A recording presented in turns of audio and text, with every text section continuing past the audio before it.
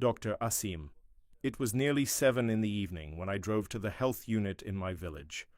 It was an old, dilapidated building, its walls nearly crumbling from humidity, one of hundreds of similar T-shaped buildings that fill our kind countryside, and offer very limited services to the farmers.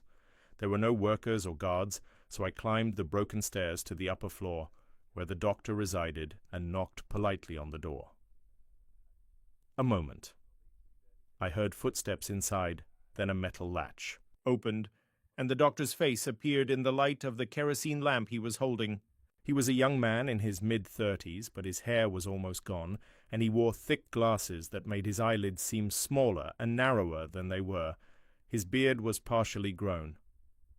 "Yes, sir?" I introduced myself, and he smiled warmly and invited me in, exclaiming, "Now I understand why I haven't seen a single patient this damn day." He led me into a clean room with a bed beside which lay some books and magazines, a kerosene stove with a teapot beginning to boil, and a small lizard on the wall that was disturbed by our voices. It was clear the doctor had been lying in bed, reading when I arrived. Awkwardly, he moved part of the sheet to let me sit on the bed, then began adding more tea to the pot, took off his slippers and sat cross-legged beside me, cursing the unit workers with harsh insults for a reason I didn't understand. In short, his welcome was very warm within his means. He said to me, "I'm Dr. Asim Fathi. This is my 3rd year in this village. I've heard about you, doctor. You've cured many, a great many." I nodded modestly and said, "I came to consult you on a small matter." He laughed with joy. "The great professor seeks my consultation. How lucky I am." I replied seriously, "It's a serious matter, no joke." "And what is it?" I told him the story of the rabid dog patient and his family's reaction, then asked him, "What's the administrative procedure in such a case?" He got up to pour the tea into 2 cups, producing a soothing gurgle, and said, "How many spoons of sugar? 2? Fine." I was saying that the correct procedure is to notify the center, have the patient transferred to the fever hospital, and file a report against his family. That is the proper solution, but what? He looked at me sharply and whispered, "Do you expect any benefit from this? A rabies patient in the final stages of the illness. And what does that mean? It means you'll cause endless problems for his family. They've suffered enough as it is. And you'll just let him die. He will die anyway. You, as they say, are a son of the village, but you don't know it." He handed me the cup of tea, then sighed and added, "It's fate." In the countryside, one must have a bit of flexibility. This village has its own unwritten laws. I looked around the room thoughtfully. There was some logic in this young man's words, but my problem wasn't solved yet, I said while sipping the tea. "Have you heard of the Naddaha?" He nodded, a ghost of a smile playing on his lips. I continued, "Have you come across similar cases?" The smile grew wider. Then he got up and walked over to a small wooden chair beside the bed, piled with books and papers.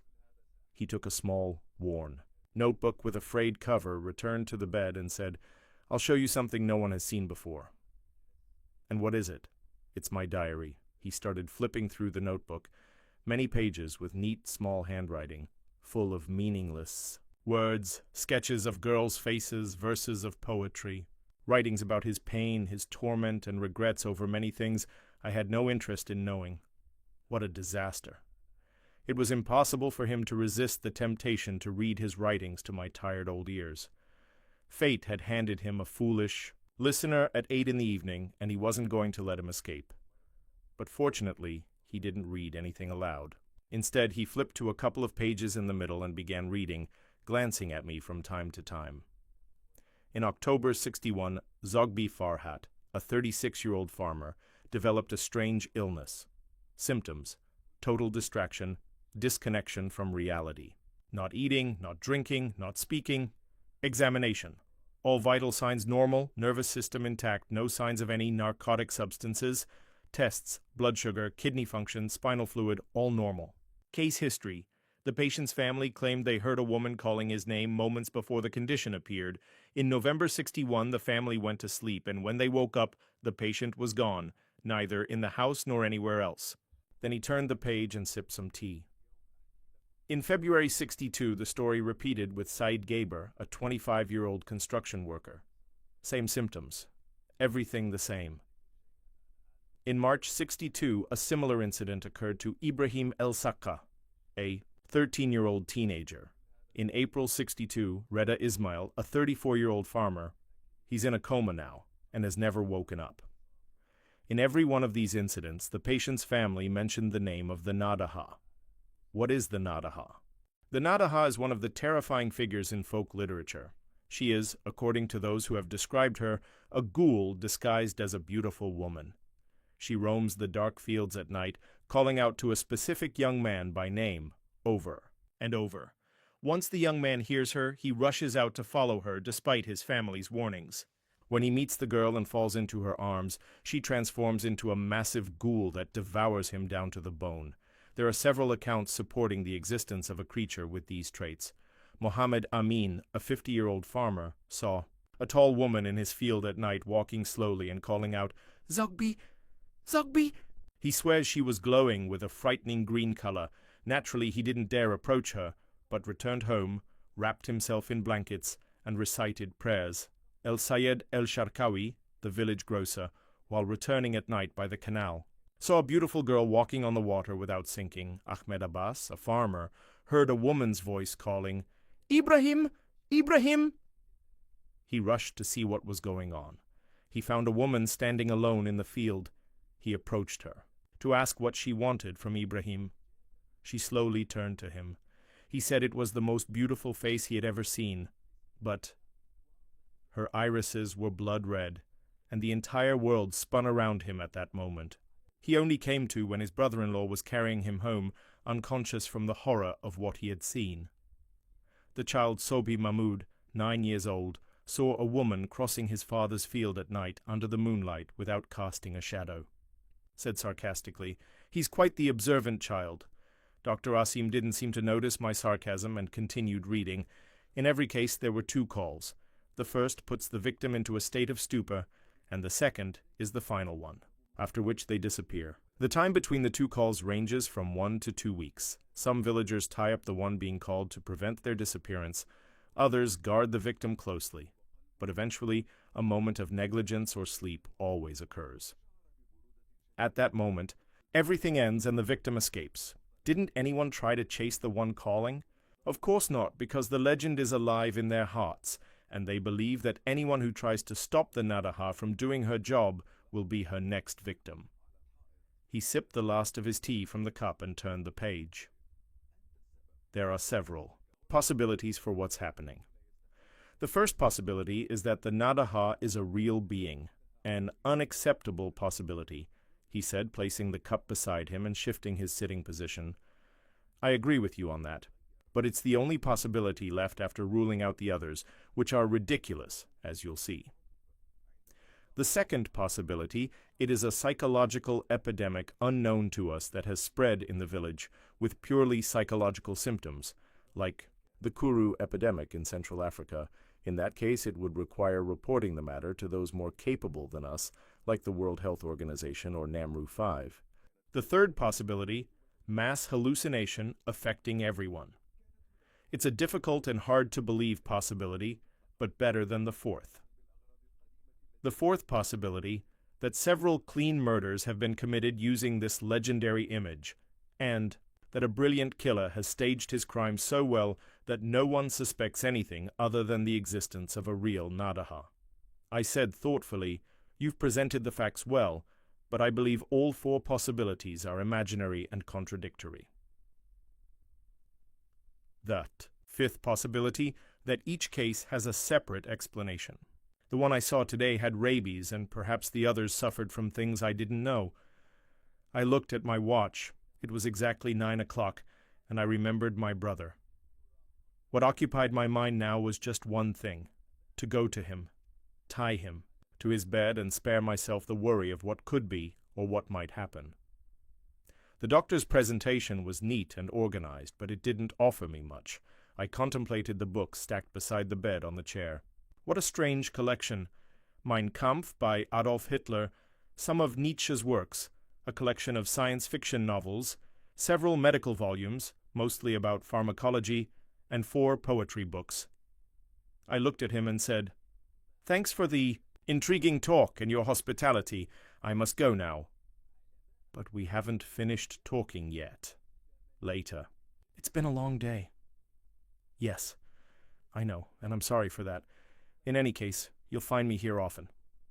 "How long will you stay?" "Honestly, I don't know." I scratched my head wearily. Strangely, this was only my 3rd day in the village, yet it felt like an eternity. I said with exhaustion, "If you'll excuse me, my university leave is supposed to be 2 weeks, but I'll stay here until I know everything." And just as I was about to tell him my brother's story, the door was knocked immediately. He left me and went to open it, carrying the lamp. I remained alone in the dark, listening to a hushed conversation between him and what seemed to be one of the unit's guards who had just returned from his patrol. A minute later he came back, the lamp casting eerie shadows on his face, and said, "This is Mustafa, the unit guard. He apologizes for needing to go down to the village. The people called him to help search for someone. Another missing person?" "Indeed, and you know him well." "My brother Reda? Has this happened?" But the doctor doesn't know our relationship, and he didn't connect the name Refat Ismail with Reda Ismail. "So who is this missing person I supposedly know well? Do you remember the rabid boy you saw this afternoon?" "Of course." "Well, he answered the Naddaha's call an hour ago. When I returned home late at night, my mother looked worried by my confused, troubled appearance, and my sister, with eyes red from staying up, started asking what had happened. They even made me swear that nothing had happened to my brother. Rita, I assured them I was just exhausted, nothing more. In my modest room with its green lime-painted walls, I sat smoking and flipping through books no one had touched since my teenage years. What a crushing defeat my diagnosis suffered in less than 4 hours. The boy had fled, answering the Naddaha's call. Of course, his family must now be cursing that arrogant fool, me, who claimed their son was rabid, which made them less cautious in dealing with him. I don't mind being told I know nothing. I've heard it often enough, but I hate when scientific facts are so brutally defeated at my hands. When Koch, the German genius, declared that cholera was caused by a comma-shaped bacterium, one of his opponents challenged him and drank an entire culture of cholera bacteria in front of witnesses, a culture enough to kill 100 men. He didn't suffer a thing, not even indigestion, and just like that, science is crushed for reasons that defy explanation. The same scenario is happening to me, just on a smaller scale. I know that rabies-related encephalitis causes temporary madness, and the patient may flee from their family. But this means they'll find him dead somewhere in the village within 24 hours. If they don't, who will convince them that what happened had nothing to do with the Naddaha? What a dilemma. In the morning, red-eyed and disheveled, I went to check on my brother. Nagat opened the door, and as soon as she saw me, she smiled with a hint of malice and exclaimed, "I heard Abu Abdel Razek's son was called by the Naddaha last night." I replied irritably, reproaching her. "People usually say good morning first," she continued harshly. "They say they wanted your opinion, but you said a rabid animal bit him." "Really? Which means you didn't know." "That's something to be proud of." I looked her in the eyes, clenched my teeth, then muttered, "Nagat, what do you want? What pleases you so much about this story? Are you really that happy about your brother-in-law's failure?" She gasped for a moment, unsure of what to say, then lowered her head and invited me inside. "No offense. I was just speaking out of frustration." She shooed the children, playing in my path, and added, "You don't believe, and that's why I said what I did. No offense." We entered my brother's room, and everything was as it had been, except that she had done exactly what I had wanted to do. She had tied his wrist to the bedpost with a silk scarf. He was asleep, mouth open, looking completely out of it. Nagat explained, "Last night, he kept tossing and turning, so I had to restrain him. That cursed woman called him for 3 hours straight, and Reda isn't strong enough to untie a silk scarf. He's very weak. Didn't you notice? And his mind is so foggy he can't even figure out how to undo the knot. And that boy? Abu Abdel Razek's son, he was tied up too? No. They'd untied his arm, and according to what you said, they left the room for 5 minutes to decide what to do. When they came back, he was gone, and the window was open. Then tears welled in her eyes, and she whispered bitterly, "And you said he was bitten by a rabid animal," Dr. Asim said with confidence. "Your medical opinion is beyond doubt. Encephalitis made him flee, but how do you convince those fools?" We were sitting in his clinic's examination room. The crowd of patients had started to thin out, and in the morning light his face looked even more hideous than it did at night. "Like a suspicious old owl wearing a white coat," I said, absently. "I have an idea." "What is it?" "You're as interested in this legend as I am." "Of course." I struck the table with both fists and exclaimed, "It requires a lot of patience and perseverance." "I don't understand." "You told me yesterday that there was a patient who didn't respond to the Naddaha's call." "Yes. His name is Reda Ismail. Why didn't I tell him that this Reda Ismail was my brother?" "I don't know. It's a hidden urge I can't explain that made me do it. The same urge that stopped me from taking my bags to Dr. Richard Cummings' house in Yorkshire. The same urge that made me decide to sleep in that filthy tavern in that miserable Romanian village. And I swore long ago that I'd always obey those mysterious urges, because they're always right. So I told him, we'll organize ourselves. We'll assign night shifts to monitor the area surrounding his house, and if this so-called Naddaha appears, she'll be captured immediately. He looked at me for a moment to see if I was serious, then scratched his bald head thoughtfully and said, "It's a tiring plan." "Indeed, but I don't expect our wait to last more than 2 nights. And what about Nile emergencies? You can inform a reliable assistant where you'll be, so he can call for you if needed." He thought for a while, and just then a beautiful nurse entered the room carrying a small bottle with a thermometer in it. When she saw me, she nodded politely in greeting, then turned to Dr. Asim and said in a husky voice, "The last examinations are done, Asim." "Asim." Upon seeing the surprised look on my face, Dr. Asim's face lit up, and he gestured toward the girl, saying, "Forgive." "Me? I forgot to introduce her. Awatif, my wife." Then he scolded her with a smile. "Awatif, how many times have I told you not to call me by my name in front of others?" She laughed flirtatiously and said in a bold village accent while touching her neck, "I know Dr. Rifat well. He's from the village, not a stranger." I nodded in greeting to her, as if to say, "Nice to meet you," then asked, "Do you know my family?" "Not exactly. I'm originally from Fax." Strange. It never crossed my mind that the man was married. The state of his room I saw last night and his way of life suggested he was single. And where was his wife last night when I visited him? I also have some reservations about a marriage like this, one that might not provide the best cultural or social compatibility. But what is it to me? They're happy, and I understand what loneliness does to the soul. At least he has fulfilled his physiological existence, while I'm still a child playing by the pond of life, skipping a stone across it now and then, but never finding the courage to dive in. Dr. Asim, having guessed half of what I was thinking, said, "She's a good woman. She understands me completely, and I wouldn't trade her for anyone else." Then, guessing the other half, "Last night she went down to the village for an urgent delivery. Here they prefer that a midwife or nurse handles it, so that's why I didn't see her last night. And that's why the nurse's quarters were locked. I live with her in the doctor's residence. This tiny room has become our luxurious home."